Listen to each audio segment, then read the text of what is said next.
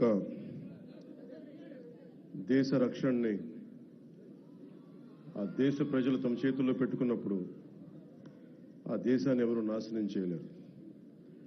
అదే దేశ రక్షణని కొద్దిమంది చేతుల్లో పెట్టి తాము చేతులు కట్టుకొని కూర్చుంటే మాత్రం ఆ దేశాన్ని ఎవరు రక్షించలేరని డానియల్ వెబ్స్టర్ చెప్పిన మాటలు ఈ సందర్భంగా మేము తెలియజేసుకున్నాం. భవతి భిక్షాందేహి అంటే శత్రువుకు కూడా అన్నం పెట్టే నేల. పాహిమాం రక్షమాం అంటే ఎదుటివాడి ప్రాణానికి తన ప్రాణాన్ని పణంగా పెట్టే నేల.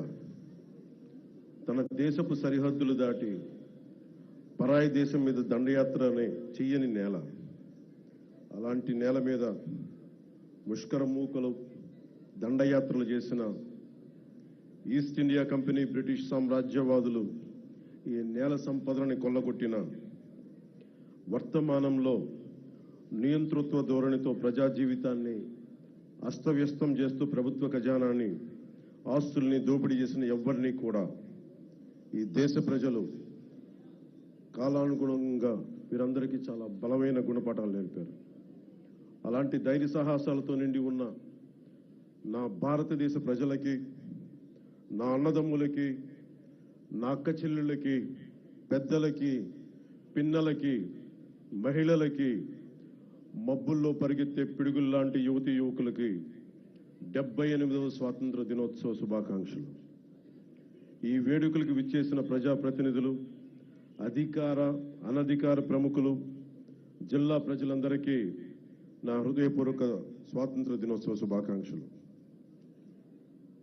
ఒక దేశపు ఆర్థిక పురోగతి దానికున్న సహజ వనరులు, మానవ వనరుల కంటే కూడా ఆ దేశాన్ని నడిపిస్తున్న నాయకుల సమర్థత, సమగ్రత, ప్రతిభ, వారి దార్శనికత మీద ఆధారపడి ఉంటుంది అని నాని పాల్కీవాల గారు చెప్తారు. ఈ 78 ఏళ్ల కాలగమనంలో,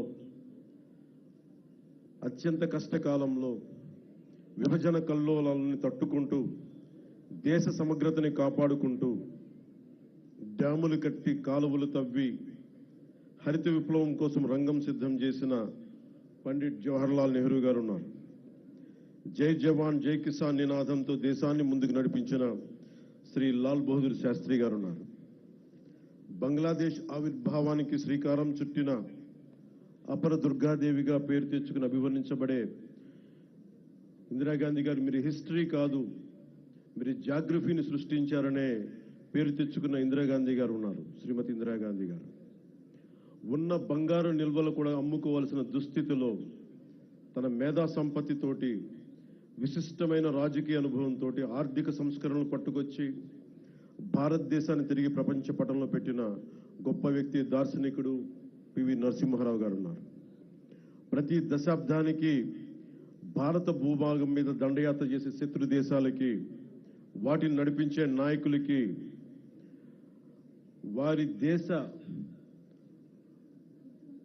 ఆర్థిక మూలాలు కానీ మొత్తం కదిలిపోయేలా, వారి మూలాలు కదిలిపోయేలా, శత్రు దేశాల మూలాలు కదిలిపోయేలా పోఖ్రాన్లో అణుబాంబుని పేల్చి భారతదేశ స్థాయిని చూపించి ప్రపంచాన్ని నివ్వెరపోయేలా చేసిన సింహరాజం శ్రీ అటల్ బిహారీ వాజ్పేయి గారు ఉన్నారు. ఆ తర్వాత కాలంలో కశ్మీర్ నుండి కోయంబత్తూరు వరకు ఉగ్రవాదుల పేలుళ్ళు, గోకుల్ చాట్ పేలుళ్ళు, పార్లమెంట్ మీద దాడులు, ముంబై మహానగరాన్ని పట్టుమని 10 మంది ఉగ్రవాదులు దాడి చేస్తే తిరిగి అంతా దేశం అల్లకల్లోలం అయిపోయిన సమయంలో, అసలు ఈ దేశం పోఖ్రాన్ను అణుబాంబు పేల్చినా కూడా ఈ దౌర్భాగ్యమైన పరిస్థితి ఏంటి అని అనుకున్న సమయంలో,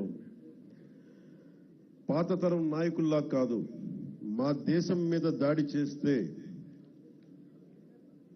మా వ్యవస్థల మీద దాడి చేస్తే మీ దేశంలోకి దూరి మరీ కొడతామని చెప్పి 3వసారి ప్రధానమంత్రిగా ప్రమాణ స్వీకారం చేసిన శ్రీ నరేంద్ర మోదీ గారు ఉన్నారు.